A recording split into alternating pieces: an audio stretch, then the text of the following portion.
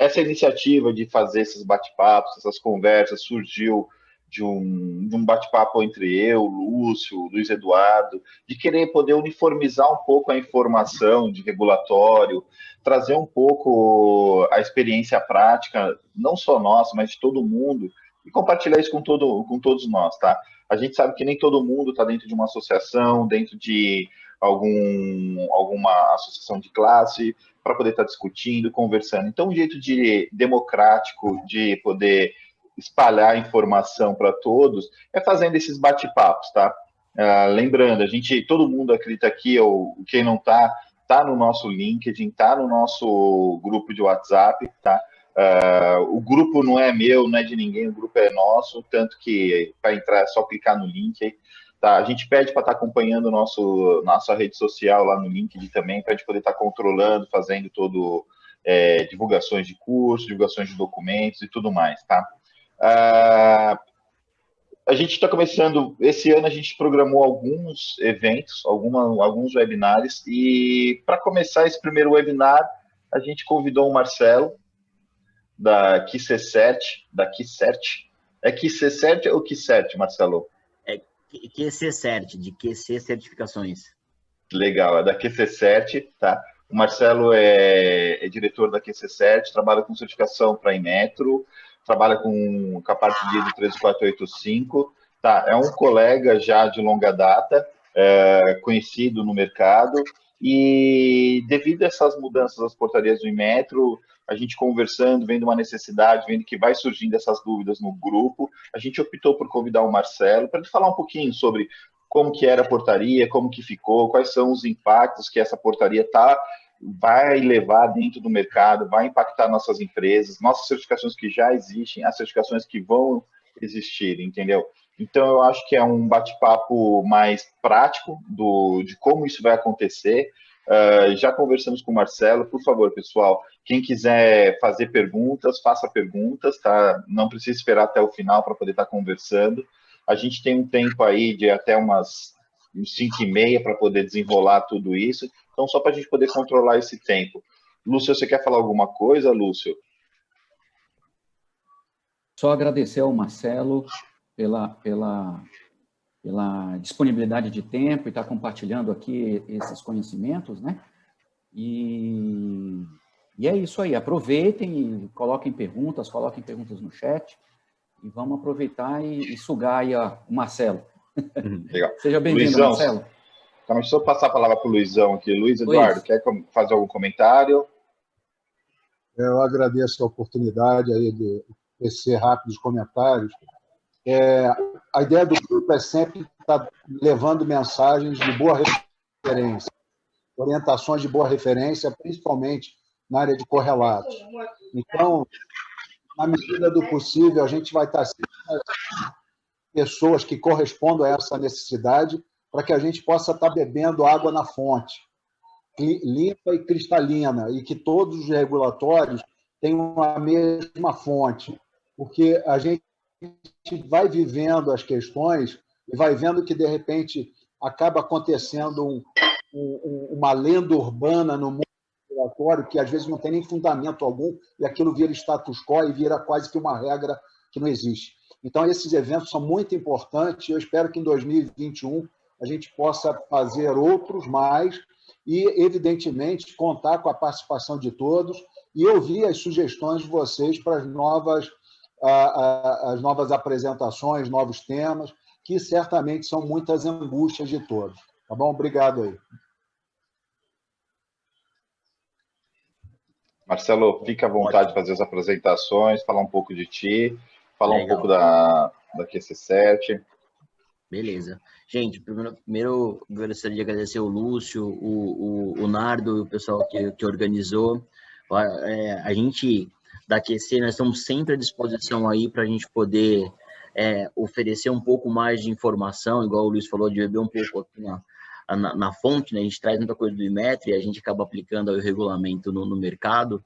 Então, acho que é sempre legal a gente conseguir compartilhar um pouquinho aí dessa atividade, desse conhecimento. A gente nunca acredita que o compartilhar aí cause mal. Acho que faz até o bem, né? Acho que é melhor a gente alinhar as coisas, atividades, né, e ter que todo mundo tenha o mesmo entendimento e consiga, né. O que eu preparei aqui, gente, para a gente poder guiar um pouco a discussão, eu fiz uma pequena apresentação e eu vou compartilhar aqui a minha tela com vocês, né, da apresentação. Eu acho que é melhor para a gente ter um ritmo aí de assuntos, né, e a gente vai discutindo. Como o João já falou, se vocês tiverem algum ponto que queiram, né, conversar, quiserem fazer mais algum comentário, fiquem à disposição, não tem problema nenhum. E deixa eu só me organizar aqui. São só 100 slides, gente, tudo tranquilo, viu? Dá para até meia-noite, dá para fazer. Não, brincadeira. Vamos lá. Pessoal, então, quem quiser fazer pergunta, levanta a mão lá no chat que a gente para poder ouvir, tá bom? Por enquanto eu vou deixar todo mundo mutado e depois a gente vai... Se tiver alguma pergunta, só levantar a mão, a gente vai conversando. Legal. Então, como eu estava falando, hoje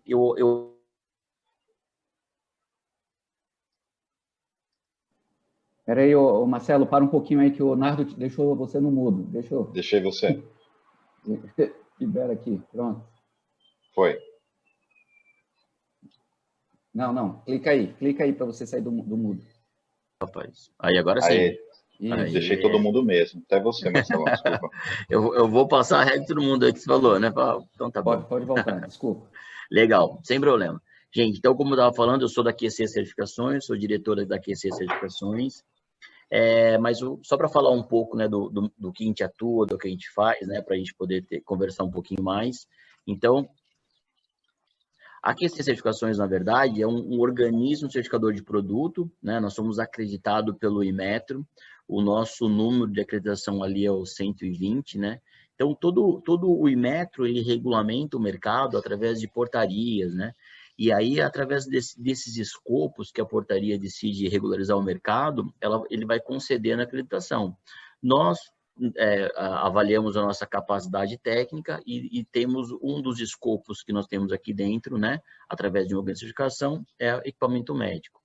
Não bastante, nós também estendemos um pouco essa acreditação de certificação de produto também para a gestão da qualidade, que é o OMD 005, que é o organismo de certificação de sistema de produtos para a saúde, né, que é a nossa famosa ISO 13485. Então, também temos a acreditação para oferecer no mercado a certificação de ISO 13485. Quanto à questão de serviço que nós oferecemos, né? Então, se você observar aqui do canto direito, tem o nosso selinho aqui de conformidade, né, da ISO 13485. Então, quando nós fazemos o processo de avaliação da conformidade, é esse selo, né, que o pessoal passa a utilizar.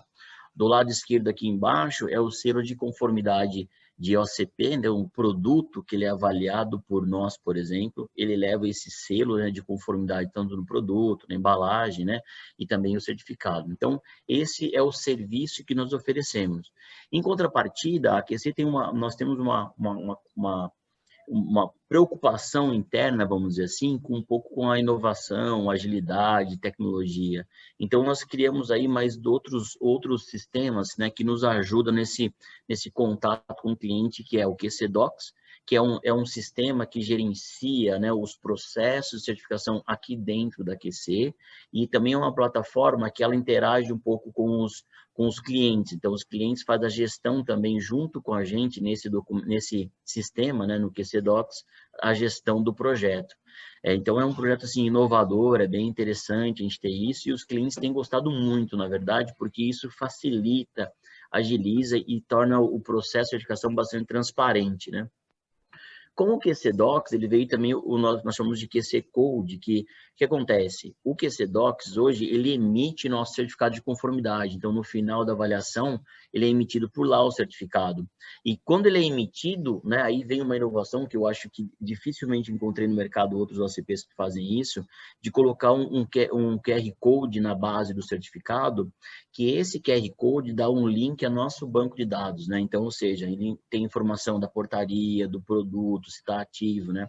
Na verdade, esse QC Code veio assim uma solução para os clientes dos nossos clientes, né? Quando eles entregavam o nosso certificado lá, muitos desses pregoeiros, muitos desses que acompanham o mercado, eles ligavam para a gente, ó, o certificado está ativo mesmo, é de vocês, né? Então, nós criamos essa solução que ajuda muito, facilita essa comunicação lá dos nossos clientes e com os clientes dos nossos clientes também, para verificar se de fato é um certificado ativo, está lá no nosso site, se foi a gente mesmo que emitiu, né? Nesse mundo aí de fraudes, vamos dizer assim, né? Eu acho que a gente criou essas ferramentas para ajudar um pouquinho aí do mercado. Então, esse é o hall de serviço aí da QC. Somos bastante especialistas na parte de equipamento médico, então nós temos esse know-how e aplicamos isso no mercado hoje, né? Legal. A QC é uma empresa nacional, nós somos brasileiros, a empresa é brasileira e atuamos aqui em Campinas, por exemplo, ficamos aqui no Swiss Park Office, né? Só que uma empresa de certificação, sem ter uma capilaridade aí no mundo, vamos dizer assim, ela dificilmente faz o processo de certificação. E a QC tem a sua capilaridade, nós temos parceiros desenvolvidos ao longo do mundo inteiro, Estados Unidos, na própria Europa, na Ásia, China, na Coreia, no Japão, que nos facilita o trâmite de certificação desses produtos, porque, como você já sabe, tem auditoria para fazer, tem avaliações para fazer, ainda mais com essa nova portaria, por exemplo, aplica-se muito mais requisitos de avaliação de projetos, como nós vamos comentar mais para frente. Então, esses parceiros são fundamentais. Isso agiliza o processo, facilita a comunicação, né? Na hora da auditoria, por exemplo, eu sou auditor, por exemplo, eu não tenho que ficar viajando, né, toda hora só para fazer auditoria, então isso facilita muito o trâmite, né? Apesar de umas flexibilizações que o Inmetro ajudou a gente nesse momento, com esse momento de pandemia, de ter algumas auditorias remotas, por exemplo, né? Mas, enfim, às vezes a auditoria remota até é feita pelos nossos parceiros, não diretamente por a gente. Então, isso facilita e ajuda também até não deixar o projeto tão oneroso, né? Então, imagina só, eu pagar uma passagem minha de auditor para a China, quanto ia custar esse negócio? Sendo que eu aciono o meu parceiro lá na China, ou mesmo para a Europa, né? Agora, com o momento de pandemia, você nem consegue se locomover, para te falar a verdade. Então, essa é a nossa atuação aí com essa capilaridade pelo mundo, na verdade, né? Então, um pouquinho aí só sobre mim, foi, poxa, o Marcelo Carrenho, quem que é o Marcelo Carrenho, né? Legal. Então, hoje eu sou diretor da QC Certificações, de formação, eu sou tecnólogo em saúde, me formei lá pela FATEC Sorocaba, e também fiz engenharia, né, de automação e controle aqui pela Unisal, né, na Universidade São José aqui de Campinas, né. Tive a oportunidade também de complementar minha formação através da pós-graduação na engenharia da qualidade aqui na Unicamp, fiz o meu MBA também na FGV, mas o principal é que desde quando eu comecei a atuar lá no meu estágio de tecnólogo, né, a gente está até conversando antes de entrar na live, o meu estágio lá sempre foi com certificação de produtos, sistema de gestão da qualidade e produto para a saúde, né? Então, eu posso dizer que eu já estive muito momento aí na onda de vocês, eu já fui o fabricante, eu fui o solicitante, já passei por essa necessidade aí de buscar uma certificadora, enfrentar o pessoal da Anvisa, vigilância sanitária e assim vai, né? Então, essa é a minha experiência e hoje eu sempre, nos organismos que eu trabalhei, eu sempre atuei como especialista de produto, como auditor líder, especialista em sistema de gestão, né? E é mais ou menos isso, além de diretor, né? E também atender o telefone, fazer um café, a gente também atua como auditor, especialista de produto, validação de equipamento, assim vai. Legal. Então, veio a calhar aí, eu acho que, né, esse webinar, no sentido que no fringir dos ovos ali de 2020, o Inmetro nos premiou com essa nova portaria, né? Por que no fringir dos ovos? Porque, se você for ver a data dela, é portaria 384 de 18 de dezembro. Ou seja, na hora que a galera estava tirando o pé do freio para sair de férias, o Inmetro foi lá e falou, não, o pessoal de regulatório de equipamento médico não vão descansar, vou emitir essa portaria para eles estudarem aí nas férias de final de ano. Legal, e foi bem assim mesmo, né? Então, a gente diz aqui até internamente que começamos o ano com o pé no acelerador, porque tinha novo regulamento, tinha outros pontos para ser discutido, e aí essa portaria não foi diferente, né? No sentido do quê? Porque essa portaria, na verdade, ela estava sendo discutida dentro dos comitês técnicos faz um longo tempo, né? Então, por exemplo, nós da QC pertencemos à ABRAC, que é uma associação das certificadoras. Dentro da própria ABRAC, esse tema foi muito discutido, né? Muitos dos pontos que acabaram sendo implementados na própria portaria foram sugeridos por lá. Então, esse veio uma demanda. E em um certo momento, devido à pandemia, isso teve um gap, né? O pessoal deixaram de comentar o próprio Inmetro e tudo mais. Uma coisa legal que veio dessa portaria é que a União veio muito próximo do pessoal da Anvisa, né? Então, o Inmetro também, ele emite regulamento, mas ele nunca perde lá o seu link com o pessoal da Anvisa, porque no fundo, quem regulamenta equipamento médico no Brasil é a Anvisa, né? Segue alguns regulamentos do Inmetro, norma, tudo mais, mas tem que também muito atento ao pessoal da Anvisa. Legal. Então, o que eu pensei aqui no objetivo, né, para a gente expor hoje e a gente comentar, né, na linha de raciocínio aí. Então, eu pensei ali em comentar o âmbito de aplicação da própria portaria, os prazos e disposições transitórias, porque temos que comentar, né, a quem vai se aplicar, a que tipo de produto, né, quando vai ser as datas aí para o pessoal ficar bem atento às questões de transição de certificado, porque às vezes a pessoa já está com o certificado rolando na praça, né? Já tem o certificado emitido. O que acontece com esse meu certificado? Esse é um grande questionamento, né?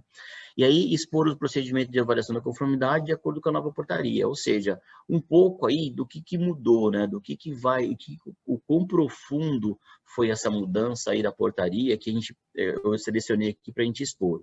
Lógico que eu tive que selecionar os assuntos e eu acredito que foi uma seleção importante para vocês sintonizarem agora. Nada substitui a boa leitura lá da portaria, mas eu acredito que isso aqui é um ótimo pontapé inicial que já vai dar algumas assim, intrigas aí na cabeça de cada um, se como comportar, o que fazer, o que eu devo comentar, né? Às vezes, com a minha certificadora lá, o que eu vou dizer, e assim vai, né? Então, legal. Esse eu planejei aí o objetivo para cá. Eu costumo fazer as minhas apresentações, toda vez que eu vou comentar um pouco de certificação, que eu vou comentar um pouco de ensaio, regulamento, eu sempre gosto de passar esse panorama geral aí do processo de certificação. Por quê? Para a gente sintonizar, né? Às vezes a gente está falando de metro em metro, mas existe outros pontos aí da regulamentação. E aí eu sintonizo muito bem aonde nós vamos atuar, né? Isso é a coisa importante. Então, quando a gente fala de regulamentação de equipamento no Brasil, a gente está falando ali do órgão do Inmetro, certo? Por que o Inmetro? Porque o Inmetro, a portaria é do Inmetro. Ou o método de certificação, ou os passos de certificação, é o Inmetro que vai nos dar, né? Então, através da resolução RDC 27 lá da própria Anvisa, definiu que precisa de certificação. Lá define o que certifica, o que não vai certificar, o que está fora, o que está dentro. Ótimo, né? Então, o Inmetro está na jogada. Precisamos sintonizar agora essa portaria e, através dos OCPs, o Inmetro, a gente atende aos regulamentos do Inmetro. Legal, mas que outro ponto que seria importante? Claro, a Anatel, né? Hoje em dia, a gente trabalha aqui todo dia com certificação. Cada vez mais os equipamentos, os dispositivos médicos, eles estão interagindo, estão linkados com os dispositivos de comunicação sem fio, né? Alguns de telemedicina biomédica, alguma coisa nesse sentido. Então, a gente vira e mexe, vem um Bluetooth no equipamento, um wireless no equipamento, alguma tecnologia de comunicação sem fio. Então, isso acaba envolvendo a Anatel. Por que a Anatel? Porque a agência de telecomunicações, ela regulamenta todos os dispositivos de comunicação sem fio hoje no Brasil, né?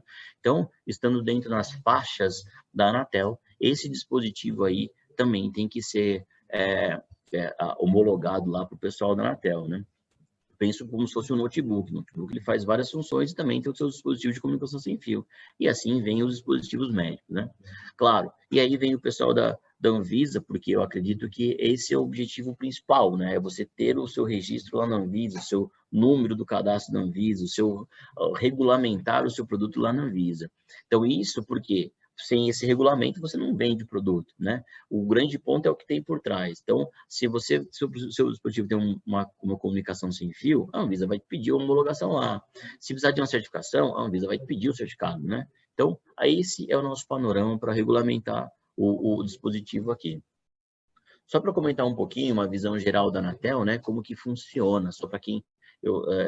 na verdade, eu não estou aqui para a gente comentar muitas regras, é só para passar um geral para sintonizar depois todo mundo, né? Então, por exemplo, se você, do seu dispositivo médico, tem um dispositivo de comunicação sem fio, né? Como se fosse um OCP, você vai procurar um OCD, que é o Organismo Certificador designado pela Anatel. Então, através dele, estabelece quais são os planos do processo de certificação, né? Então, se você acompanhar num ali, entre em contato com a OCD, o 2 vai ter aquela questão de solicitação de proposta, análise da solicitação, autorização, e aí o cliente, nesse momento aí, o OCD também vai indicar os laboratórios, ou seja, vai precisar de um ensaio também desse produto de comunicação sem fio, né? Em laboratórios, o grande ponto aí é que hoje em dia são laboratórios aqui no Brasil, então teria que fazer o ensaio aqui no Brasil.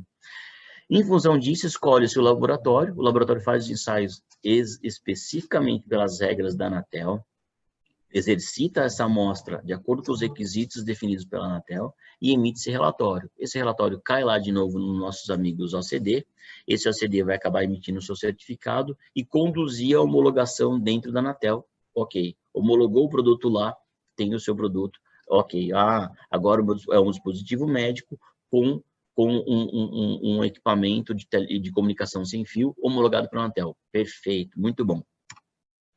Outra visão geral que eu gosto de colocar é a questão aqui do próprio Anvisa, né? Onde a gente entra, na verdade. Lógico que se você for pegar aí toda a regulamentação da Anvisa e tudo, né, é bem extensa e não aplica-se simplesmente ao produto. Não adianta eu pegar o produto, certifico ele, certifico no IMET, certifico na Anatel, e agora eu vou para a Anvisa. Poxa, mas isso é empresa. Então, eu gosto de mostrar isso daí, né? Porque está envolvido todo um contexto, não está só o equipamento que eu vou para frente e acabou.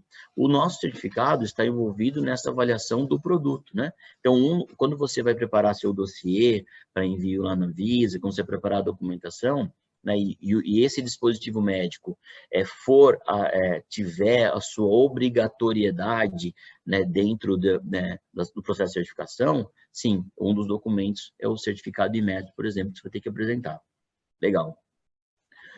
E aí, contextualizando agora uma visão geral aí do processo de certificação, que eu também acho bem interessante a gente ter isso em mente, né, para depois, quando eu comentar sobre as alterações, você sintonizar mais ou menos o que faz, né, onde você vai avaliar.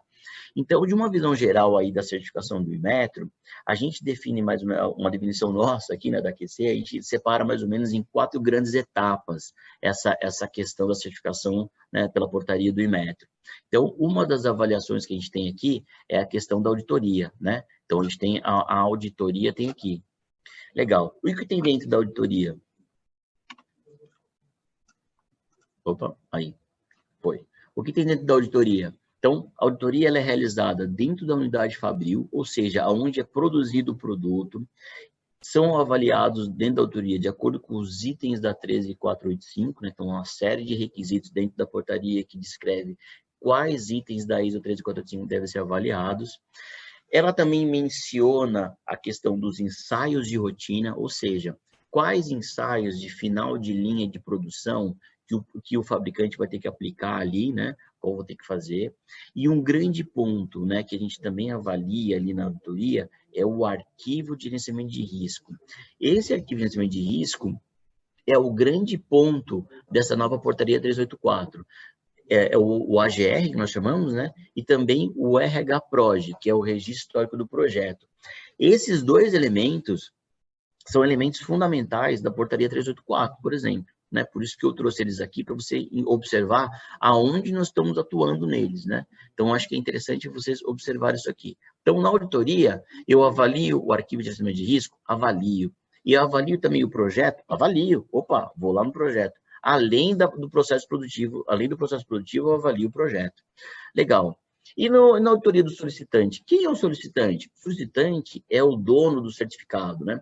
Às vezes, né, por exemplo, a gente pega alguns importadores aqui no Brasil, ele tem lá, ele seria o solicitante, mas às vezes não é o fabricante é fora do país, ou é outro fabricante, enfim. Tem empresas aqui no Brasil que eles são fabricantes e o solicitante, ou seja, é a mesma empresa, né? Mas, enfim, mas também selecionamos isso aqui porque são itens avaliados também. Por quê? No solicitante, além do sistema da qualidade, da 13485, nós também temos que avaliar itens de assistência técnica e reclamações. Ou seja, eu já estou começando a pegar ali o pós-venda, né? qual que é a capacidade desse solicitante de ver o pós-venda, de receber as reclamações, de ver o produto depois na assistência técnica e tudo mais. Por que isso? Porque isso é fundamental no AGR. Um dos elementos do arquivo de gerenciamento de risco é o pós-venda, né? E onde se busca informações de pós-venda? Reclamações, assistência técnica, atendimentos e assim vai, né? Então, é imprescindível ali no AGR. Outro ponto crucial, né, que nós temos aí nessa visão geral da certificação são os ensaios, né, os ensaios dentro de laboratórios. Então, para eu fazer um ensaio, eu tenho que usar um laboratório acreditado. Esse é o mínimo, né? Tem que ter um laboratório acreditado, seja no Inmetro ou seja no laboratório do exterior acreditado também. Então, isso é importante. Legal, mas como que eu faço esses ensaios? Esses ensaios têm que ser de acordo com o quê? Tem que ser de acordo com um plano de ensaio, né? Esse plano de ensaio, muitas das vezes, ele é elaborado aqui dentro do organismo. Então, quando a gente recebe uma solicitação de vocês, por exemplo, o primeiro ponto que eu faço, que a minha parte técnica faz, a minha engenharia aqui dentro faz, é estabelecer esse plano de ensaio. Por que o plano de ensaio? Porque é lá que eu defino quais são as normas que deverão ser ensaiadas, quais são os modelos que vão ser exercitados lá dentro do laboratório, né? Então, isso vem com o plano de ensaio, combinado até com o seu gerenciamento de risco, né? Porque no gerenciamento de risco, muitos fabricantes já bem avançados aí, eles até definem, já sabem até quais ensaios vão fazer pela própria avaliação de gerenciamento de risco, né? E lógico, e completando ali, vem o próprio documento de projeto. Por que durante o projeto, gente? Porque é o seguinte, na certificação é meio que assim, se o produto que eu estou certificando é o produto que eu estou ensaiando, é o mesmo produto que se encontra na produção, é o mesmo produto que eu projetei, o final ali, né? Então, eu tenho que elaborar esses links, eu tenho que ter esses links no processo de certificação. Por isso que o AGR, o RH-PROD, são elementos fundamentais na auditoria e no ensaio também. Claro. E aí eu vou para a quarta etapa, que é, de fato, a emissão do certificado e culmina a avaliação interna aqui, né, na nossa equipe de engenharia, com toda a documentação do produto que nós coletamos, com toda a avaliação da auditoria, com toda a avaliação dos ensaios e seus documentos, né? Ok, projeto igual no ensaio, projeto igual na avaliação, projeto igual na auditoria, legal. O AGR avaliado, né, tendo suas similaridades entre o ensaio, projeto, auditoria, e também pegando elementos ali do solicitante, muito bom, certo? Tendo tudo bonitinho, para onde vai? Eu emito o certificado, né? Você lembra aquele selo que eu mostrei lá né, comecei a apresentação, o nosso serviço, é aquele selo que é colocado no produto, a gente libera aquele selo, né? E emitimos o certificado de conformidade e registramos esse certificado no site do Inmetro também, chama ProdCert. Isso é uma busca comum, todo mundo pode acessar lá e pode observar. Beleza? Então, isso é uma visão aí geral do processo, né? Para vocês terem uma ideia, para a gente poder começar a falar da nova portaria. Beleza? Acho que por aqui tudo em ordem, pode continuando, beleza? Não sei se a galera aqui está comentando alguma coisa, mas eu vou mandar brasa aqui com as novas, com a nova portaria. Legal. Então, com a visão geral aí dos pontos importantes e vendo a nova portaria, né? Eu fiz importante questionamento. Legal. Então, qual que seria esse mecanismo de certificação? O mecanismo de certificação ainda continua pelo OCP. Então, ou seja, o OCP já tem atuando aí nesse mecanismo de certificação lá desde a portaria 86, lá no passado, depois 350, depois 54, né? Então, o OCP até um pouco antes da portaria 86, lá quando era apreciação de modelo só, que mandava para a Anvisa. Então, é o seguinte, o OCP, hoje, ele conduz o processo da certificação. É ele que organiza todo o processo, ele planeja as etapas do processo de certificação, né? Então, quando vocês fazem uma solicitação, por exemplo, de um produto certificado, um produto novo, não é simplesmente uma solicitação. Para nós aqui, é todo o alinhamento do projeto. A gente já alinha esse projeto até os ensaios, até a auditoria. Então, nós já pensamos em todas as etapas.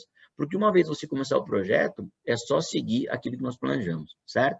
Então, o OCP é o meio, é o mecanismo, é através de um organismo certificador de produto que vocês vão conseguir essa certificação definida pela portaria 384, né? Ou seja, isso continua o mesmo, não mudou.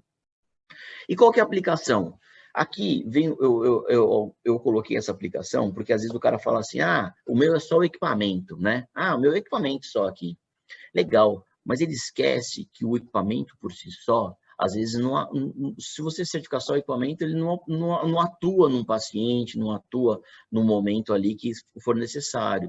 Ele sempre vai ter suas partes e acessórios. E é nesse momento que a galera esquece muito. E nessa portaria refletiu muito, né? Então, vem aqui, ó, aplica-se os presentes requisitos a equipamentos, inclusive suas partes e acessórios. Olha só, partes e acessórios. Muita gente que, eu só penso no equipamento. Na hora que chega na Anvisa, ele quer colocar dezenas de acessórios. Cara, mas a Anvisa vai se basear no certificado aqui. Opa, esses acessórios foram certificados? Poxa, não está nem no relatório de ensaio, cara. Será que faz parte mesmo? Será que numa avaliação de risco isso foi? Será que numa avaliação do ensaio foi contemplado uma parte aplicada ali? Então, isso tem que ser. Então, quando no momento da certificação, no início daquele projeto, para estabelecer aquele famoso plano de ensaio que eu comentei, não deixem de enviar essas partes, esses acessórios que compõem todo o kit do equipamento, todo o acessório do equipamento, tudo aquilo que o equipamento precisa para operar. Entendeu? Legal. Aí vem a definição, lógico, né? Com finalidade médica, odontológica, laboratorial ou fisioterápica, utilizados direto ou indiretamente para diagnóstico, tratamento, reabilitação, e aí vem a frasinha fundamental, né? Em seres humanos, óbvio, né? E equipamentos com finalidade de embelezamento estética. Esse é um ponto aí que, às vezes, quando a gente trata um pouco quando a gente fala com importadores, o importador quer trazer esses equipamentos de finalidade aí de embelezamento estética, às vezes dá um pouco aí, temos que gastar um pouquinho mais no alinhamento do projeto, porque muitas das vezes vem o projeto de fora e às vezes o entendimento lá fora sai um pouquinho aqui dos itens regulatórios aqui do Brasil. Então, isso às vezes demanda um pouquinho aí de alinhamento, né? Porque, queira ou não, a Anvisa definiu esses produtos aí como certificação compulsória. E sendo certificação compulsória, ele vai cair na norma 60.601. Então, todas as suas séries 601. Então, isso às vezes é um tilt. A gente já recebeu aqui, por exemplo, equipamentos de embelezamento estética testado na norma de eletrodoméstico, né? Aí você vê bem o conflito, né? Mas aqui eu não certifico na série 60.601. Eu falei, eu sei, mas estamos aqui atender a regra do Brasil, né? Mas legal, tudo isso é possível, toda essa aplicação é possível hoje em dia por causa do que se enquadra na RDC Anvisa 27 de 2011, né? Então, isso vem dentro da portaria. A portaria já vincula aí, né, que o escopo de abrangência do projeto está de acordo com a RDC 27. A RDC 27 é o que define que um produto precisa ou não de certificação, né? É lá que está o limiar da coisa, né? Se precisa, se não precisa, e assim por diante, né? Então, se você lá, né, você fala assim, mas como que eu sei que certificar um produto é compulsório? Compulsório porque a RDC 27 determinou assim, né? Na sua avaliação lá de risco, na portaria 56, por exemplo, um dos elementos é provar que ele atende às normas, né? Será que está seguro o suficiente para atender todas as normas? E assim vai. Né? Então, o elemento principal aí, né, por mais que venha esse enquadramento, essa aplicação dentro da própria portaria, ela já vincula diretamente a RDC da Anvisa. E é nesse momento aí também que a portaria ela acaba linkando um pouquinho mais com a Anvisa, gente. Por quê? Ela fala o seguinte, que o Inmetro está lançando a portaria, certo? Opa, legal, a portaria é do Inmetro, o método de certificação é do Inmetro. Mas legal, cara, mas quem regulamenta a área é a Anvisa, e isso é reconhecido dentro da portaria, né? Na própria portaria do Inmetro é reconhecido que a própria Anvisa define. Então, muita gente fala assim, mas eu tenho que atender só a portaria. Não, atender a portaria, a RDC 27, você tem que atender a IN 49, né? Que define as normas, por exemplo, né? Algumas outras INs que falam de aplicação ou não de produto. Então, é uma série, é um composto de regulamentos, né? Que a gente acaba tratando aqui dentro da certificação, para que você consiga ter o seu produto de forma, quando a gente fala, tá o seu certificado, ufa, legal, o certificado de fato atende tudo esse composto aí de regulamentos, né, para poder ir adiante. Legal. Indo em frente, né, tem a questão dos prazos, né, as questões dos prazos, isso é bem relevante, toda portaria tem aí a questão dos prazos. E essas disposições transitórias, ou seja, como que vai ser o trâmite aí transitório de uma portaria para outra, se eu já tenho certificado, e assim por diante, né? Então, isso é importante. Vamos lá. Então, essa portaria, né, acontece, ela foi publicada dia 18 de dezembro, né, certo? 18 de dezembro. Porém, ela menciona dentro dela que ela só vai entrar em vigor dia 28 de dezembro. Ou seja, tem aí um espaçamento de 10 dias, né? Ou seja, ela não entra em vigor na data de sua publicação mais. Ela entrou em vigor, hoje é a data de publicação, mas ela só entra em vigor dia 28 de dezembro de 2020. Então, o que isso significa? Aí ela deu um prazo ali, 6 meses, né? Lembre o seguinte, que nesse prazo de 6 meses, depois desses 6 meses, né, só se certifica pela portaria 384. É isso mais ou menos a ideia. Então, ou seja, esse período de transição são de 6 meses. Então, nós temos aí essa data limite de 28 de junho de 2021. Então, os certificados que estão pela 54 poderão continuar pela 54, certificados novos poderão continuar pela certificação pela portaria 54, normalmente nesse prazo de 6 meses, sem problema algum, tá? Não sem prejuízo, sem ônus para ninguém. Então, esse é o período de transição, 6 meses. Legal, mas aí vem a grande pergunta, cara. Pô, o meu certificado está na portaria 54. Ele vai morrer? O que vai acontecer com ele? Qual é a condição aí desses certificados já emitidos no mercado pela portaria 54, que é a portaria anterior à 384, né? Então, vamos lá. Se a grande recomendação, né, que esses certificados sejam atualizados. Então, esse certificado da portaria 54, eles serão atualizados para a portaria 384. Veja bem, agora a pergunta é, quando? Quando serão atualizados? Vão ser atualizados depois do nosso prazo aqui de 28 de junho. Então, você fala assim, Carrinho, eu tenho aqui um certificado e minha manutenção é agora em abril. Legal, vamos conduzir a sua manutenção agora em abril pela portaria 54. Show de bola. Toca o barco, não atualiza o certificado, mantém na 54. Carrinho, mas agora eu tenho um certificado e esse certificado, ele vence agora em outubro de 2021. Como que vai ser? Legal. Esse certificado, ele já vai ser atualizado pela portaria 384 e tudo que vem em torno dele, né, de sua nova concepção dessa portaria, vai ser avaliado nessa nova demanda aí de atualização, né, desse upgrade aí vamos dizer assim, de portaria dentro aí. Então, eu acho que ficou claro, certo? Então, por exemplo, vou certificar, vou fazer manutenção agora, vou fazer essa demanda aí da 54 para 384, agora não, né? Até 28 de junho. E depois de 28 de junho, vou fazer? Sim, depois os certificados que vencem depois dessa data, eles serão feitos da forma, conforme pede a portaria 384. Beleza? Vamos aí, vamos em frente. Legal. Ainda temos no mercado certificados emitidos pela portaria mais antiga ainda, que é a 350. Cara, e agora? O que eu faço com esse certificado? 350 ele vai ser atualizado também? Não. Esse certificado emitidos aí pela portaria 350, né? Ele teve um período de transição lá no passado, né? Ou seja, provavelmente ele foi emitido até no máximo aí 30 de abril de 2018. Então, certificados emitidos antes de 30 de abril de 2018 são todos portaria 350, né? Então, isso significa o quê? Que até 2023 ainda teremos certificados emitidos pela portaria 350. Mas aí, Carrinho, o que eu faço? Ele é para 350, vai fazer o upgrade para 384? Não. Na verdade, segue-se o processo pela 350, suas avaliações, até que ele se expire, né? Até que ele expira será tratado como recertificação. Então, o que acontece?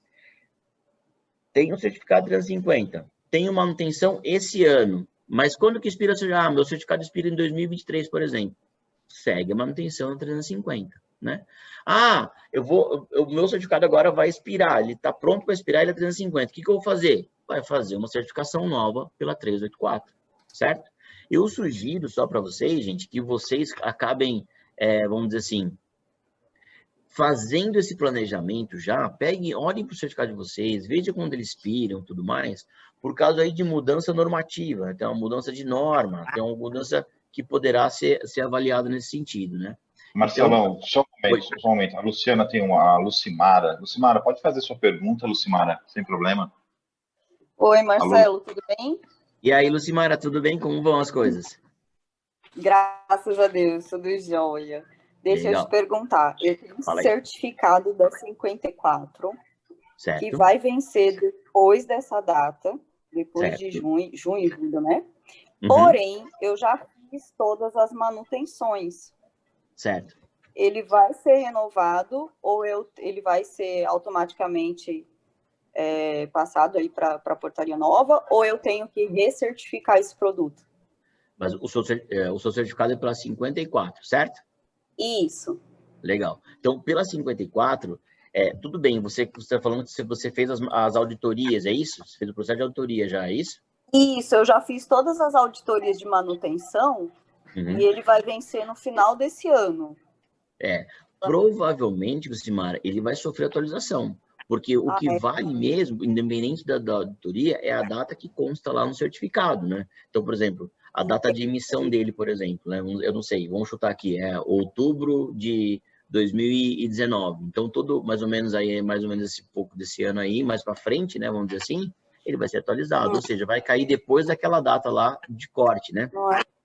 Porque assim, pela portaria eu entendi que os certificados seriam atualizados no momento da manutenção.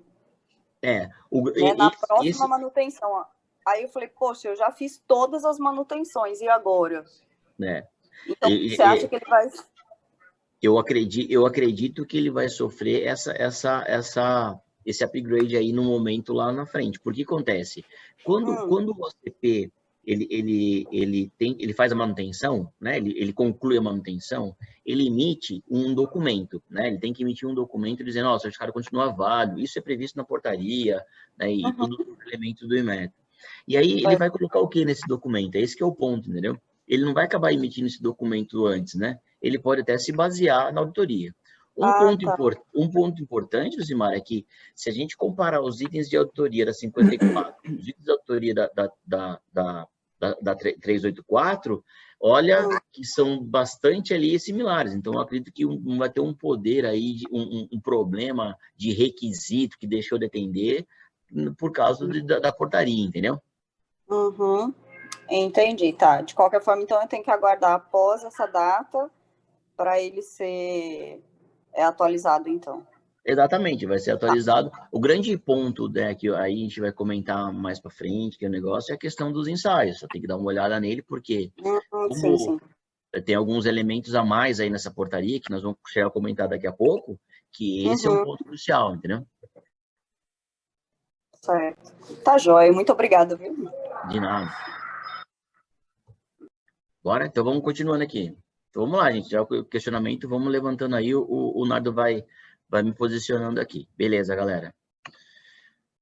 Então, voltando aqui para a portaria 350, então é o seguinte, né? Então, se ele no período aí, ele vai continuar as manutenções do 350 normal, venceu o certificado, faz a recertificação. Mas aí, se ele ainda continua na 350, ele pode ele pode expirar antecipadamente? Pode, está previsto até na portaria, né?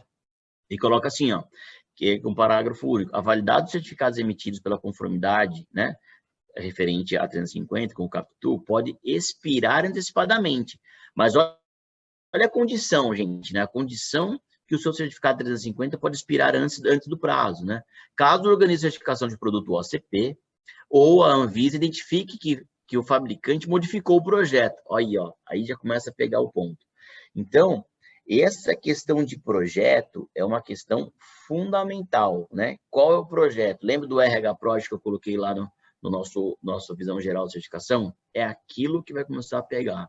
Então, aquilo é um documento importante e vai ser jus à sua importância. Por quê? Porque através dele vão ser avaliados se teve alteração no produto certificado ou não, se essa mudança, né, de forma tão uma forma tão crítica, tão profunda, que afeta a segurança do equipamento, por exemplo, né?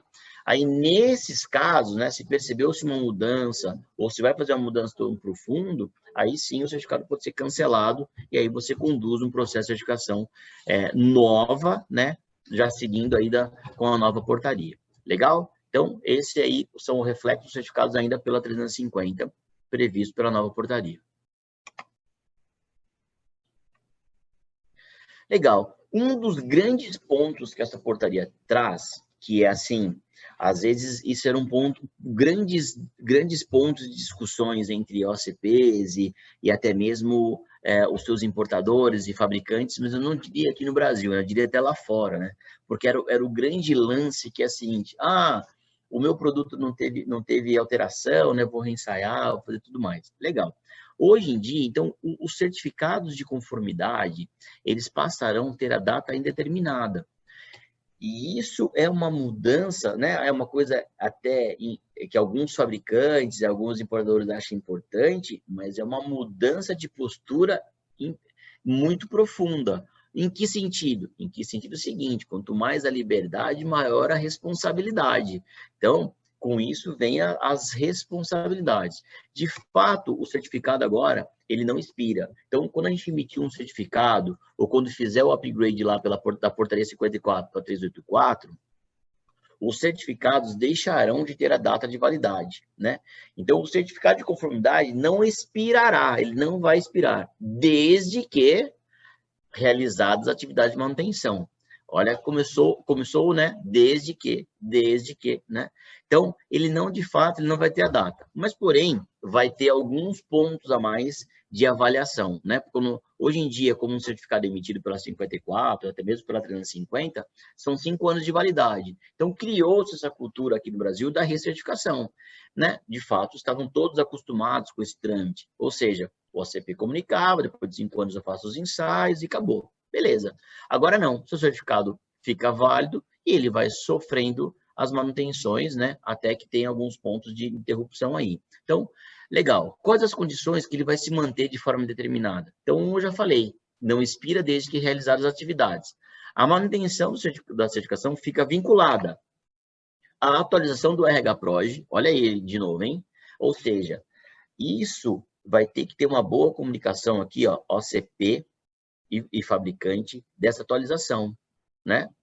Meio que ali, ó, tô mandando, tá alterando, tô fazendo. Por quê? Porque em função disso que a gente vai avaliar se o produto certificado, né, ou qual é a profundidade da alteração, ou se sofreu alteração, ou se não. Então, esse vem um comprometimento aí do fabricante em manter atualizado esse documento aí do registro histórico do projeto. Vem realizar a autoria de manutenção, né, vinculada lá no próprio anexo A e anexo B da portaria, né, 384, ele traz os elementos lá que vão ser avaliados no processo de manutenção. O que é? Arquivo de gerenciamento de risco, ensaio de rotina, elementos da ISO 13485, dentro da 13485 os elementos de projeto, linha de produção, né, então isso é avaliado na manutenção também. Ensaios complementares, se houver mudança de projeto que afete de forma crítica a segurança dos equipamentos já certificados. Então, na manutenção, poderá também ter ensaios, né? Pode ser solicitado ensaios complementares se na avaliação ali da auditoria ou na comunicação do fabricante para o OCP for identificado, né, que teve uma alteração ali quanto à segurança do equipamento do produto já certificado, então demandou novos ensaios. Está aqui meus relatórios de ensaios, né, que eu fiz em função da minha alteração de projeto, né, da minha mudança de projeto. E manutenção da certificação também está condicionada ao atendimento às normas. Aí vem a questão importante, hein, gente? A tal da IN 49, de acordo com a instrução normativa da Anvisa vigente. O que acontece? A IN 49, ela lista as normas vigentes e as datas que elas se tornarão vigentes no país. Então, o fabricante tem que estar de olho nessa IN, né? Tá com a IN ali, todo dia dá uma olhadinha se não entrou norma nova, se vai entrar, para você fazer seu planejamento, velho budget, né, para o ano, né, para ter ensaio, não vou ter ensaio para esse ano. E aí, o OCP também vai estar em parceria ali com o fabricante, olha, vai ter alteração, se prepara, vai ter não sei o quê. Lógico, aquecer aqui, nós somos sempre abertos para vocês questionarem, ô Carrinho, uma mudança assim, uma mudança assado, o novo plano, como seria o plano de ensaio, ou a questão da norma, tem norma, essa norma vai, essa norma vem, como que vai ser? Então, estamos aqui sempre à disposição de vocês para ajudá-los a entender melhor essa questão aí dessa carga normativa, né? Vamos dizer assim, que vai ser fundamental aí no processo de manutenção. Legal. E quanto à responsabilidade dos fabricantes? Cara, eu coloquei até um flagzinho aí importante, né? Oi? Posso fazer uma pergunta? Claro, vamos lá. Se identificado na auditoria de manutenção a necessidade do ensaio, Certo. O certificado fica suspenso até a conclusão do ensaio ou você dá um prazo para que faça o ensaio e regularize? Como funciona? É assim, Daniel, na verdade é o seguinte, isso acontece com o aquecer. Nós já comunicamos esses prazos de manutenção de forma antecipada. Então, na nossa comunicação, eu já diria o seguinte, são duas formas, né? De você comunicar uma alteração. Uma, você mesmo chega lá para mim e fala assim, olha, alterei o projeto, né? Chega o próprio fabricante de livre-arbítrio lá e fala, cara, tô alterando o projeto, já me vê o plano de ensaio aí que eu vou ter que ensaiar para manutenção, né? Legal, esse é um ponto. Outro ponto, vamos comunicar de forma antecipada, mesmo assim não foi comunicado, mas comunicamos que vai ter manutenção. Nesse momento, quando foi comunicado esse processo de manutenção, eu aconselho assim, já os fabricantes já fazer uma avaliação ali, poxa, foi alterado ou não foi alterado esse produto? Porque, de fato, o fabricante, ele está muito em cima do projeto de cada um deles, né? Então, eles sabem os elementos que foram alterados ou não. Então, nessa comunicação de projeto, de manutenção, já seria importante essa avaliação. Marcelo, uma pergunta que eu acho que cabe até agora, aqui nesse momento, uma pergunta feita pelo Daniel. Identificada a necessidade de um ensaio na manutenção, o certificado fica suspenso até o momento do ensaio ou não? Então, aí que eu ia chegar lá. Então, por exemplo, existe a comunicação, se não comunicou, ou seja, nem expirou ainda o prazo de manutenção, não. Agora, o seguinte, o João, o Daniel, pela portaria, né, descrito lá de forma expressa e fria, fala o seguinte, que se for identificado alterações no projeto que comprometa aí de forma crítica na segurança do equipamento, o OCP pode suspender o certificado sim, naquele momento, né? Ou seja, existe essa possibilidade. Eu acho também que tudo nessa vida é forma de comunicação, né? Tudo é como você comunica e como a gente trata as ações. Mas, de certa forma, pela portaria, os organismos têm essa prerrogativa, que você pode suspender, e digo mais, o organismo pode até cancelar o certificado, né? Mas, como eu falei, por isso que aí nesse momento de transição, né, de portaria, por exemplo, a gente não tem nem um mês de portaria publicada, é agora que estão rolando os comitês, né? Agora que vão rolar muitos alinhamentos, até mesmo dentro dos organismos. Mas você sabe que às vezes nessa questão aí, como aumenta muito a responsabilidade do fabricante e do OCP no controle dessa alteração, eu diria o seguinte, que agora o OCP e fabricante vão ter que se conversar muito, né? Para não chegar, eu acho que essa situação de você suspender e cancelar é o extremo, né? Assim, poxa vida, você nunca me comunicou nada, você não fala comigo, cara. Não, você sumiu, vamos dizer assim, né? Sumiu da minha vida. Vamos conversar mais. Essa seria a minha recomendação. Se a gente pensar friamente na parte da portaria, sim, tem a prerrogativa. Mas, agora, Marcelo Carrenho, né? A gente aqui, lógico que existe todo um contexto de conversar e alinhar sempre tudo o que vai ocorrer, na verdade, né? Marcelo. Boa Oi. tarde. A Charlene, tudo bem? Tudo bem, e você? Também, graças a Deus. Deixa eu tirar uma dúvida com você em relação à manutenção. Legal. 384, já que eles não terão mais validade, como que a gente vai, então, vincular, desde que o produto RH-PROJ ou que não tenha nenhuma alteração de normativas, como que a gente vai alterar esse tempo de 15 meses? Como que a gente vai contar isso? Ô, Charlene, eu acho que cortou um pouco, vou ver se eu entendi, tá bom? Eu não, tá me ouvindo? Agora estou te ouvindo. Se eu entendi bem é o seguinte, como que você vai vincular o projeto, né, com o período de manutenção, não é isso? Exatamente. Se eu não fizer nenhuma alteração, como que eu vou vincular, já que não tem uma data, né, esse período de 15 meses? Na verdade é o seguinte, né, então acontece, tem lá na portaria lá que ele fala o momento da manutenção, ou seja, geralmente o momento da manutenção, ele é contado da data da emissão do certificado, certo? Então, lá você tem uma data, vamos dizer assim, você tem um pontapé inicial, né? O pontapé inicial é a data que o produto foi certificado, ponto. As manutenções vão começar a correr em função daquilo lá. O que acontece?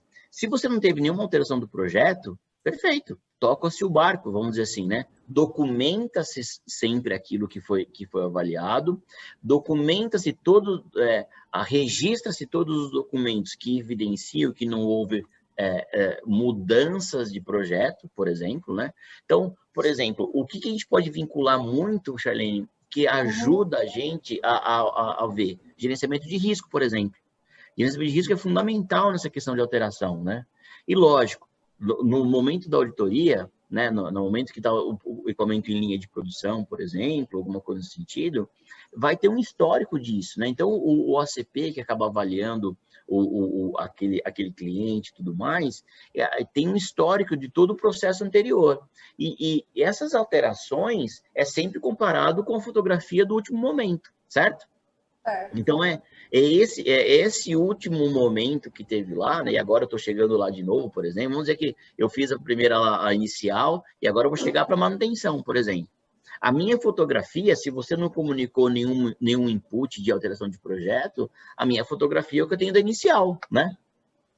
E se minha próxima fotografia for igual da inicial com a da manutenção, legal, eu não vou detectar que teve alteração de projeto, além que vocês mesmos, né, que vai ter essa parte, que tem alguns pontos aí vai ser, pela portaria até comentado, que é a própria declaração do fabricante, do solicitante, que não teve alteração no projeto, por exemplo, entendeu? Entendi.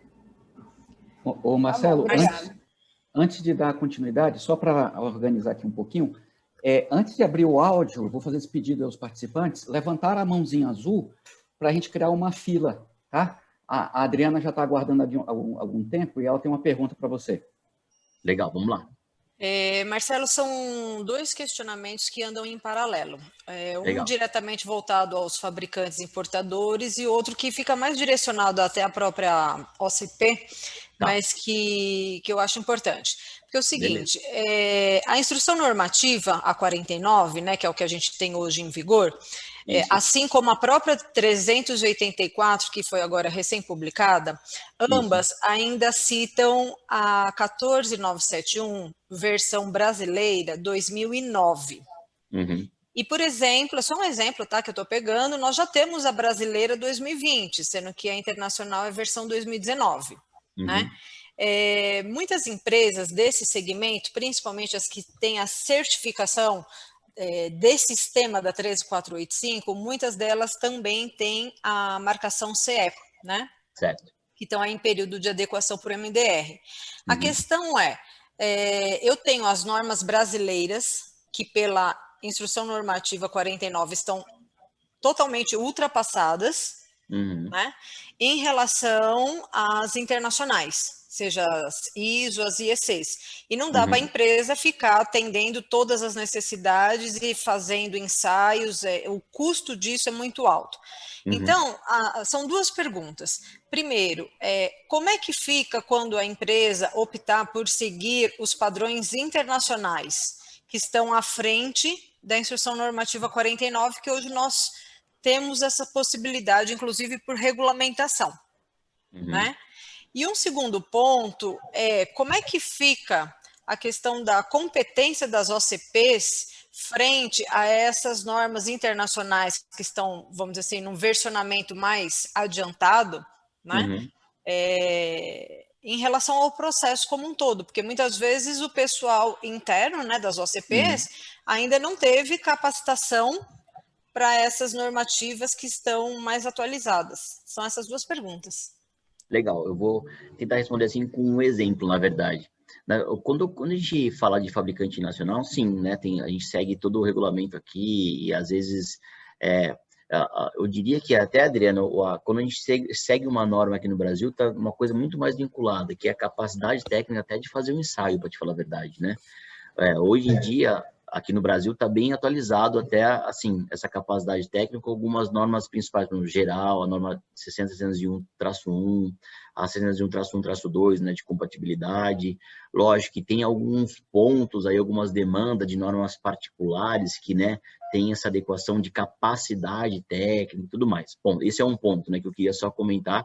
Então, o tamanho do buraco disso daí, na verdade, né, no sentido de você seguir uma regra normativa e normas de fora.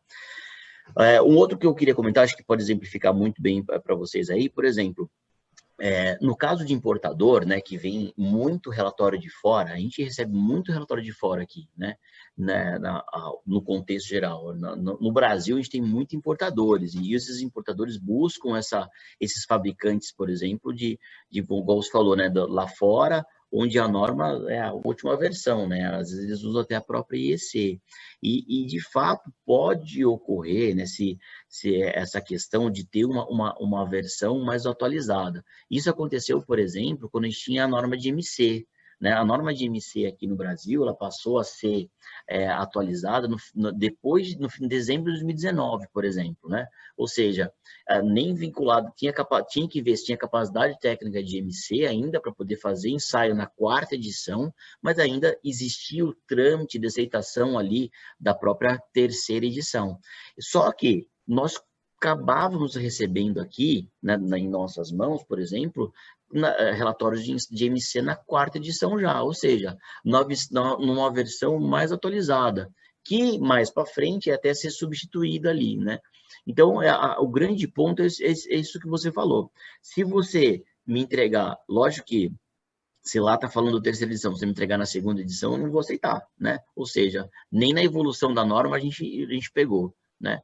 Eu também não posso penalizar um fabricante nacional, né, se ele não teve a capacidade ou teve a capacidade devido às competências técnicas aqui no Brasil de me entregar um ensaio numa edição anterior, mas que ainda é aceito pela IN, igual você comentou aí, né?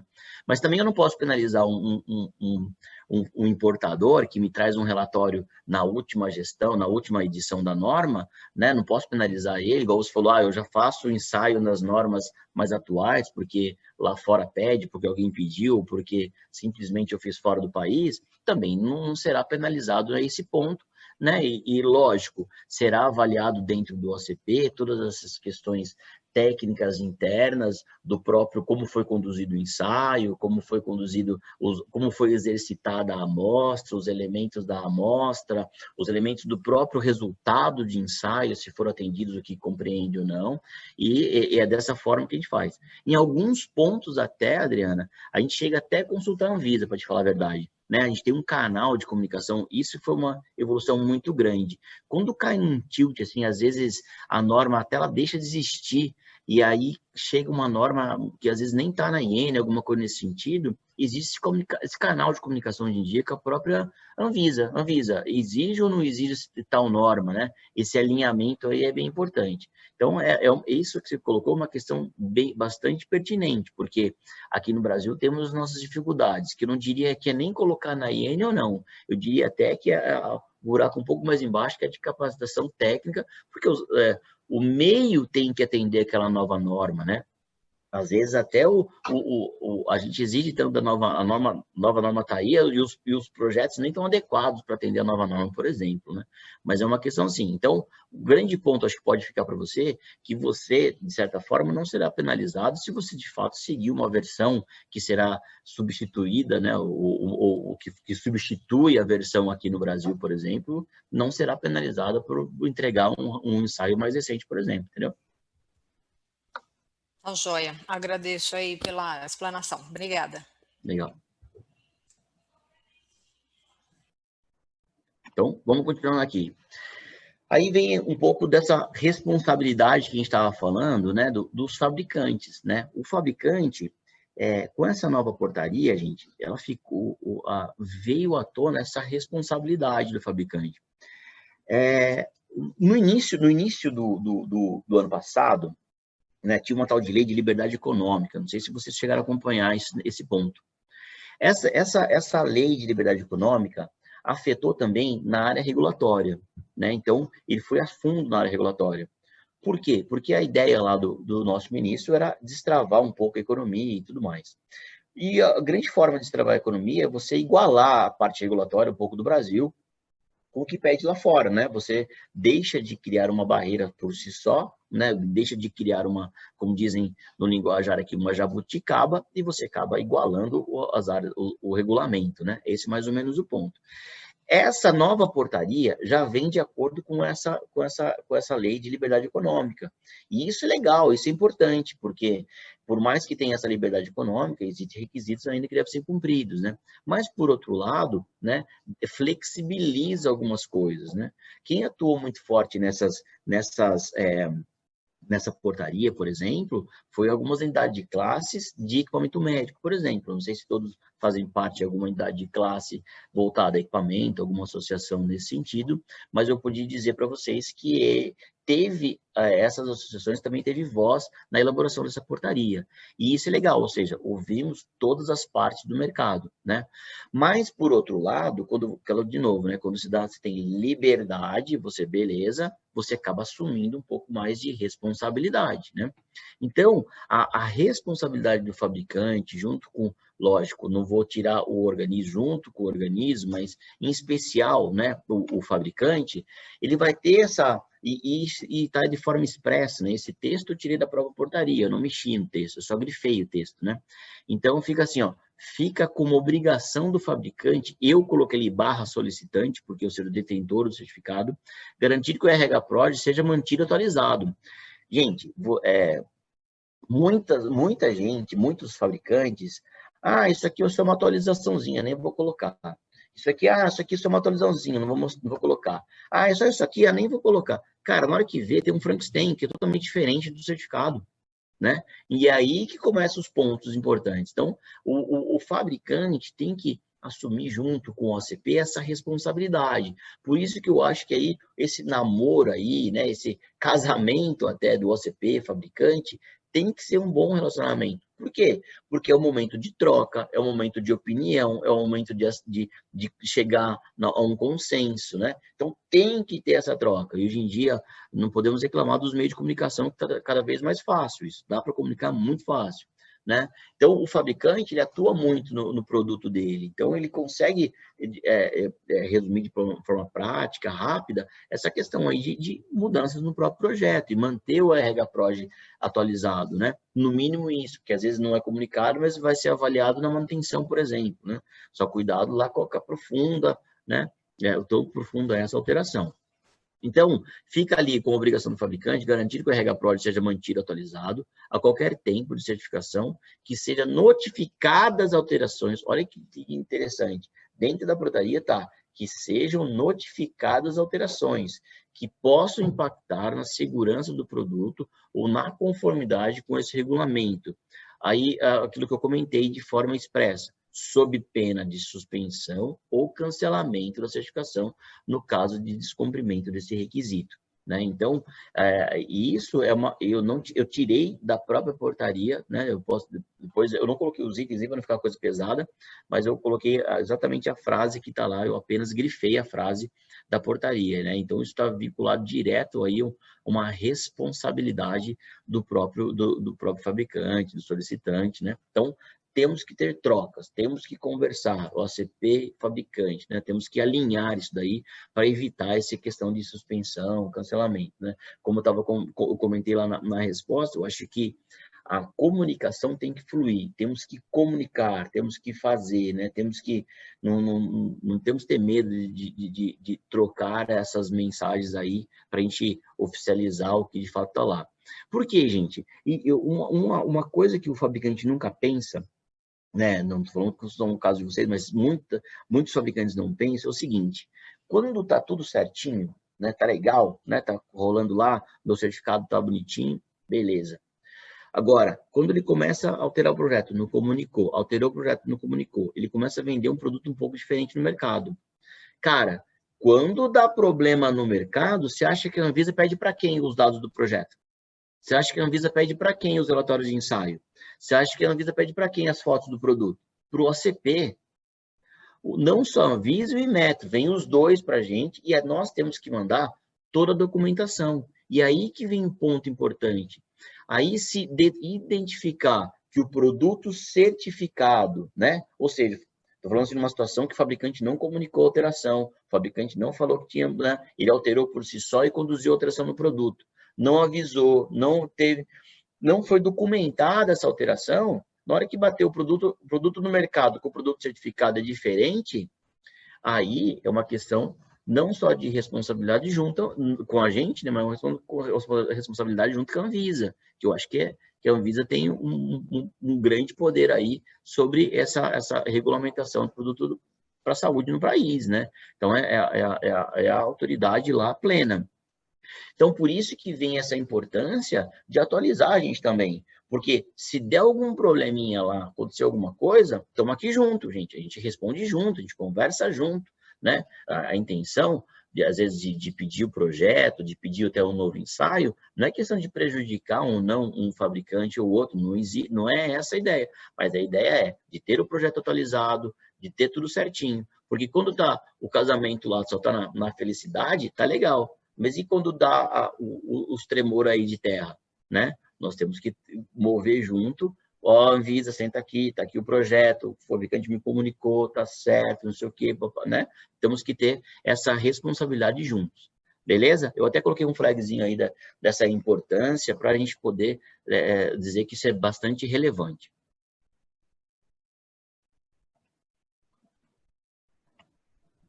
Legal. Então, o grande ponto que vem é, então, quer dizer que se eu não vou mais fazer recertificação, meu certificado não tem uma validade, eu não vou fazer mais ensaios? Estou certo? Não, né? Só que não, na verdade, né? Então, eu coloquei isso no sentido aí da gente pensar um pouco. Então, sem recertificação, sem novos ensaios, né? Porque acontece? Hoje, essa cultura eu recertifico, cada 5 anos eu faço meu ensaio lá e beleza. Hoje em dia, não é bem assim, né? Então, vamos lá. Os ensaios de tipo devem ser repetidos ou complementados mediante a avaliação do ACP, do impacto da alteração do projeto. Olha, de novo, vem a questão da alteração, gente. Vocês perceberam aí que quase todos os slides vêm questão de alteração? Alteração, né? Então, isso é uma questão pertinente, né? Então, ou seja, se eu não alterar, se a norma não alterar, eu não ensaio. Se a norma alterar, se o produto alterar, né, e tiver, assim, alterações no projeto mecânico ou eletroeletrônico, ou mudanças no componente crítico, olha um elemento importante aí, hein? Componentes críticos, né? Essa é uma cultura que eu acho que alguns fabricantes têm que impor internamente para ter esses componentes críticos, né? São elementos fundamentais em seus projetos, nos equipamentos, que pode impactar nessa mudança aí de projeto profundamente, certo? Né? Inclusive, ele cita o item 48 e 49 da norma geral, que é a norma 60.601, que é a norma de segurança, né? Da lista de materiais de produto originalmente certificado feito pelo fabricante. Legal. Então, qual que é a comparação que eu tenho? Vamos dizer o seguinte: teve alteração no componente eletrônico, no componente crítico. Onde eu vou comparar? Vou comparar com o que eu certifiquei. Vou comparar com o que eu já tenho aqui. Vou comparar com o que foi utilizado na certificação. Vou comparar não só essa lista de componentes, vou comparar também o relatório de ensaio que foi avaliado, vou comparar a lista de acessórios, vou comparar tudo, né? Esse é o ponto. Então, ou seja, se de fato eu tiver uma alteração, né, principalmente nessas questões aí de projeto mecânico, eletroeletrônico, mudança de componente crítico, provavelmente serão impactados em ensaios, teremos impactos em novos ensaios, né? Sempre que essa avaliação concluir que as revisões ou modificações impactem na conformidade anteriormente avaliada. Olha que legal, anteriormente avaliada, ou seja, aquilo que eu avaliei antes, aquilo que eu tenho agora, que eu estou sendo comunicado de alteração de componente, teve mudança de um para o outro? Ah, não teve. Beleza, galera, não precisa de ensaio, vamos tocar o barco na manutenção. Ah, não teve.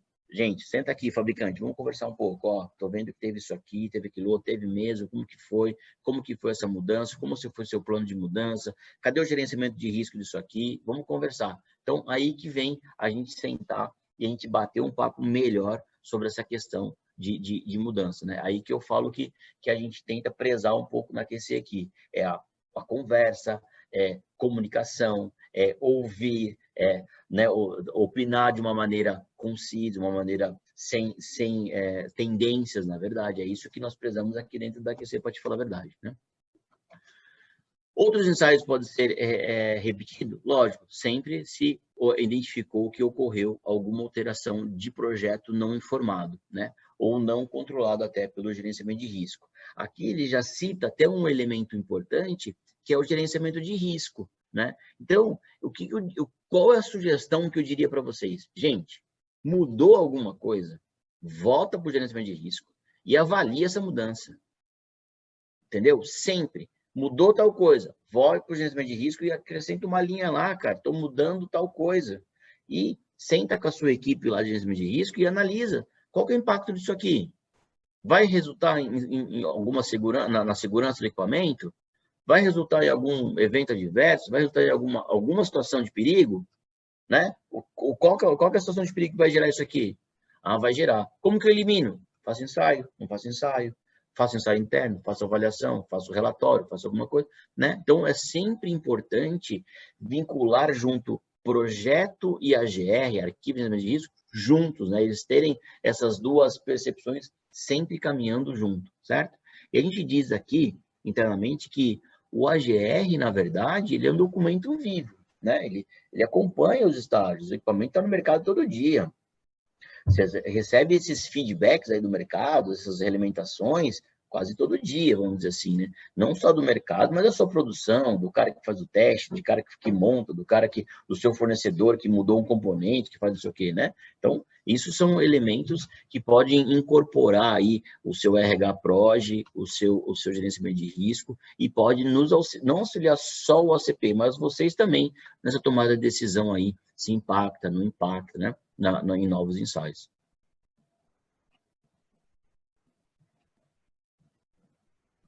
Legal. Aqui traz um elemento um pouco diferente, né? Porque que isso vale a pena, isso foi interessante até. Uma mudança que teve de uma porta 54 para 384, né? Nós falamos muito agora do projeto e do certificado. Aqui, esse elemento aqui é no início do projeto. O que eu estou falando? Muitos importadores vêm para a gente já nos vêm, que às vezes, com alguns relatórios já prontos, né? Ou seja, eu tenho uma relação, eu estou aqui no Brasil, tenho uma relação com o cara lá na Alemanha, e o cara provavelmente já teve alguns ensaios, né? Legal. O que definia a portaria 54?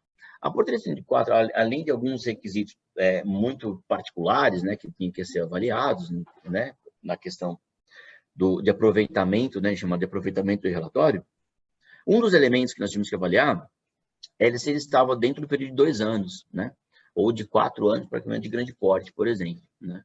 Isso não tem mais essa referência de 2 anos, 4 anos, né. Falei, poxa, isso é legal, isso é interessante, porque às vezes nós recebíamos aqui relatórios de ensaios, por um exemplo, né, tinha 2 anos e 3 meses. Poxa, não mudou o projeto, não mudou nada, mas eu não podia aceitar o relatório, né? Ou seja, matava-se o projeto por causa da referência, né, se ele tinha mais ou 2 anos, né? Agora, na portaria 384, essa menção ao prazo, ele caiu, né? Ele caiu, mas também deu outros elementos para a gente poder aproveitar esse relatório, né? Então, por exemplo, a amostra que foi utilizada para os ensaios descrito no relatório de ensaio deve ser rastreável pelo ACP na documentação do projeto do fabricante. Cara, isso aqui é o seguinte, o produto ensaiado é o produto que o cara está fabricando? Básico, né? É igual? É o mesmo produto que eu estou falando? Eu recebi um relatório de ensaio aqui. Esse produto é o mesmo que o cara está fabricando lá na Alemanha, por exemplo? Né? É o mesmo? É legal? Não é? Então, isso é uma primeira pergunta.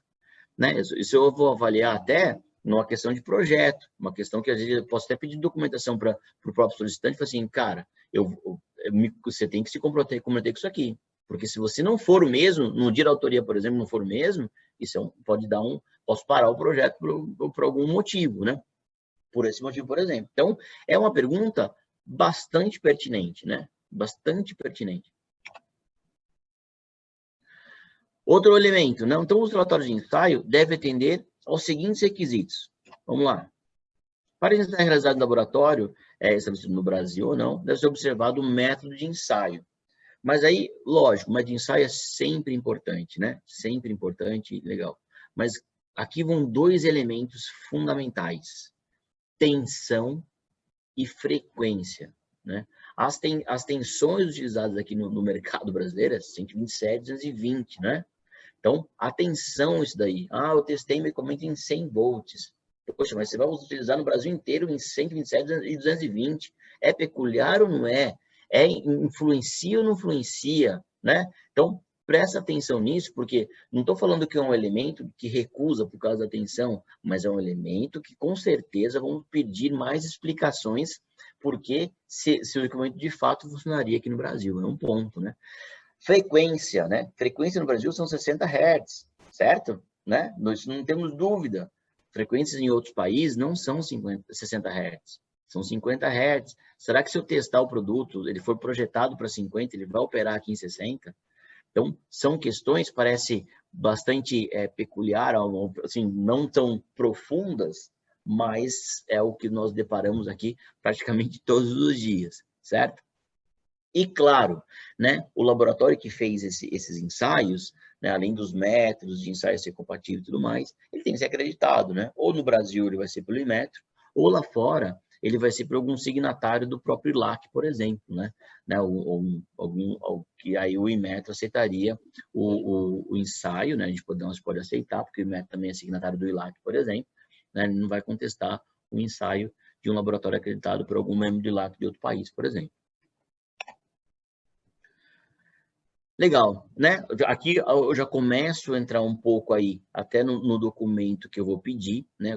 Qual que é a ideia aqui? A ideia é o seguinte, você me entregou um relatório de ensaio, o fabricante declara para mim que não teve alteração no produto depois que fez esse ensaio, né? Isso é um elemento importante. Eu acho que esse elemento é importante não só para nós, a CP, mas para o importador, isso é fundamental também. Ele está comprando gato por lebre, por exemplo, né? Uma coisa alterada, alguma coisa nesse sentido. Eu acho que daí está vendo um pouco da responsabilidade aí do fabricante, nem que ele não seja nacional, mas ele vai ter que assumir.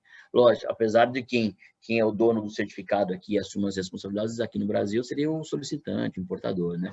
Mas aí já começa aqui, ó, documento declarando que após a data da emissão do produto não sofreu alterações, já verificando ali, ó, chamando o anexo A, que é a parte de auditoria do projeto, né? Então, começa a ter esses elementos a mais aí. Aí, importante também, né? O OCP avalia os ensaios realizados. Então, quando chega os relatórios para a gente aqui, a gente avalia, né? Em qual produto foi feito, né? O que reflete aqueles ensaios, né? Será que o projeto, né? O produto que foi ensaiado é o que está no projeto atualizado do equipamento, né? A gente pode até pedir para a gente comparar, olhar. Foi envolvido a análise do gerenciamento de risco, né? Nesse ensaio. Quais foram os riscos associados lá? Né? Nesse gerenciamento de risco, solicitou algum ensaio pertinente, né? Às vezes o próprio fabricante ali na hora de determinar o gerenciamento de risco, ele acaba documentando alguns ensaios, né? Então, esses documentos, o AGR e também o projeto, ele acaba sendo um elemento importante para validar o relatório de ensaio. Então, pode ser que ele acompanhe, junto com aquele documento ali de declaração de aplicabilidade, né, declaração de não alteração de produto, por exemplo, que ele incorpore também na avaliação dos relatórios de ensaio, certo? Aí tem mais uns elementos que continuam ainda essa questão de aproveitamento, né? que para todos os tipos de equipamentos sob regime de vigilância são aceitos relatórios de ensaios e seus complementares, né, que valide as alterações de projeto que possam ter ocorrido e que tenham impacto relevante na segurança do produto. Às vezes o cara não vai entregar só um relatório, vai entregar um conjunto de relatórios de ensaios, porque às vezes o equipamento sofreu algum novo acessório, teve que repetir alguns ensaios, né? Então ele me entrega o relatório master e mais alguns complementares, que às vezes, por um motivo justificado no seu gerenciamento de risco, ele não ensaiou a norma na íntegra de novo, ensaiou alguns elementos que fazia sentido, e lógico, isso também temos que pedir essa documentação para validar isso daí, né? Esse é importante, né? Então, isso, olha aqui, aí vem de forma expressa aqui o seguinte, né? O ACP deve avaliar e comprovar que o equipamento ensaiado é o mesmo da linha, aquilo que eu já comentei no começo. O que eu estou ensaiando é o que eu estou auditando na linha de produção, né? As normas, né, da IN 49, por exemplo, são atendidas, né? Ou que foi substituída, ou algum nesse sentido, ou a gente vai fazer essa avaliação dos relatórios que foram entregues, por exemplo, se faz sentido, né? Até pela IN, ou para alguma versão, ou para alguma atualização, né? Aquela questão de não penalizar, mas a gente vai ter que avaliar e vai ter que ter suas justificativas. Por mais que eu não penalize, eu justifico internamente e tenho que justificar tecnicamente, porque quando o Inmetro, quando a Anvisa me pede, eu tenho que ter essa justificativa na ponta da língua e tem que ser muito assertivo, né?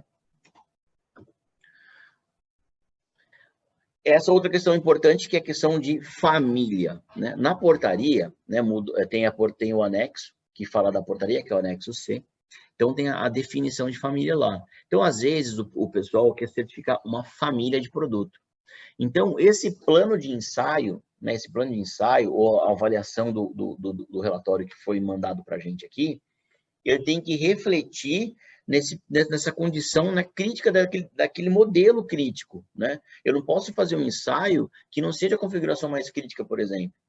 Ou se, pelo menos, na avaliação daqueles ensaios, né, que está me entregando, que me entregaram o relatório de ensaio aqui, por exemplo, ele ensaiou em qual dos modelos? Isso é uma avaliação que ele vai fazer, né? De acordo com a definição da composição dos modelos na família, qual que seria a versão mais crítica para o ensaio? Ele usou? Ele fez em mais de um modelo?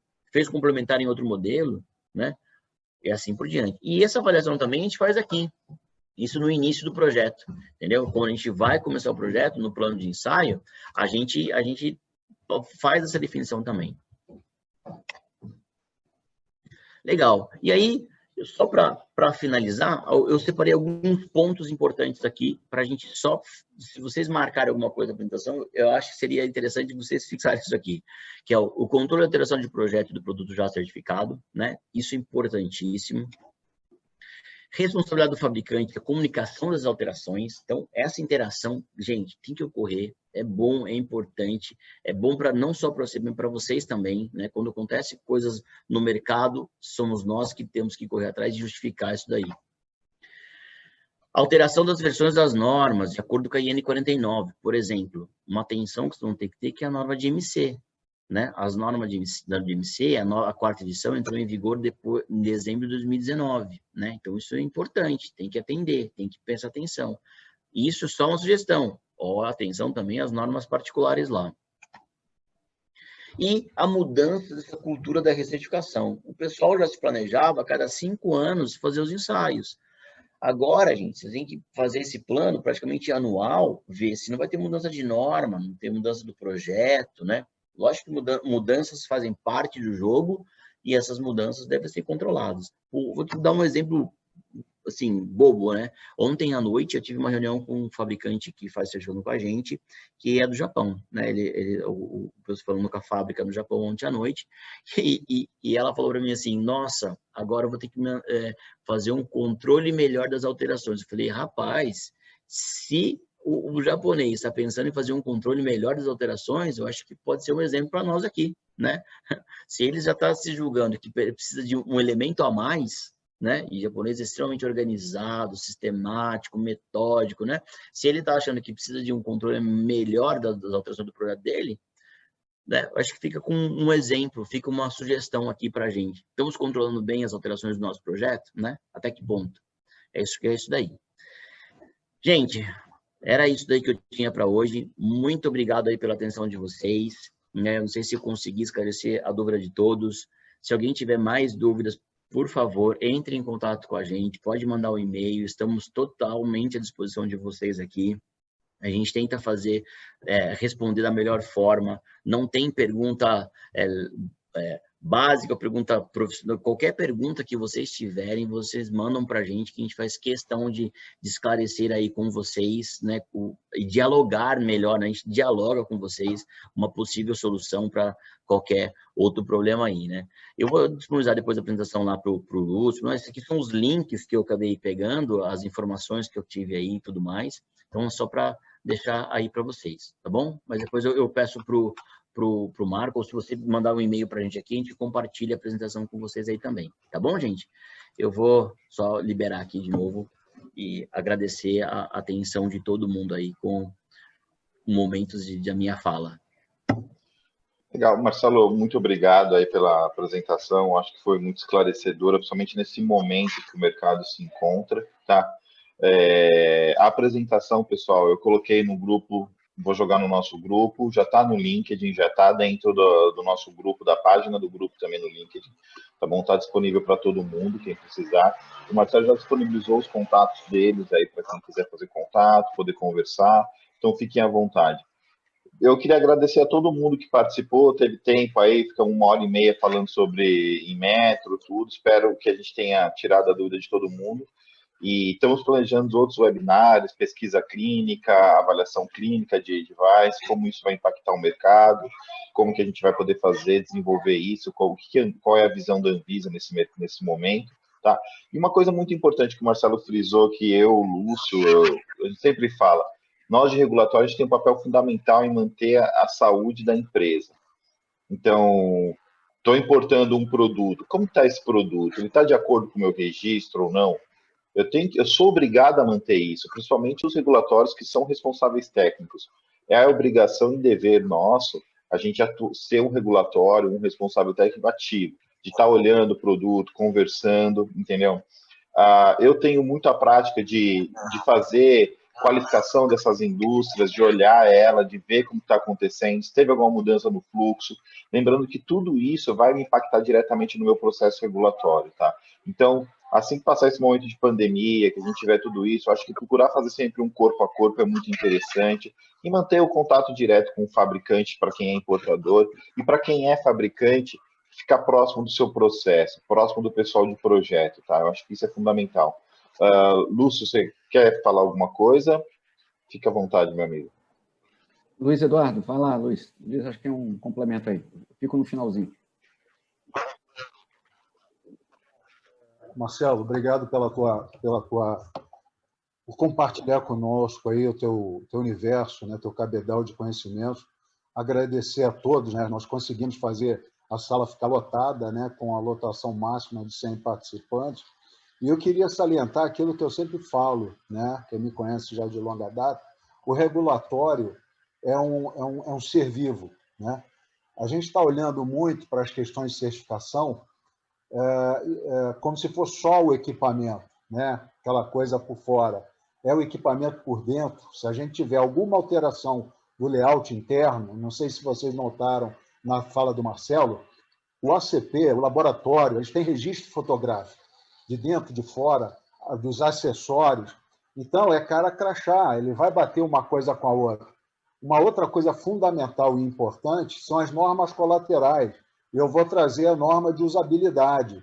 Muitas vezes a gente pega um equipamento, agora abrangendo de um modo geral, né, não só os equipamentos, mas todo produto com certificação compulsória dentro do âmbito sanitário, você vê as instruções de uso que vão sendo alteradas, vão tendo uma dinâmica totalmente à parte, e nem a OCP, nem o OCP era notificado disso.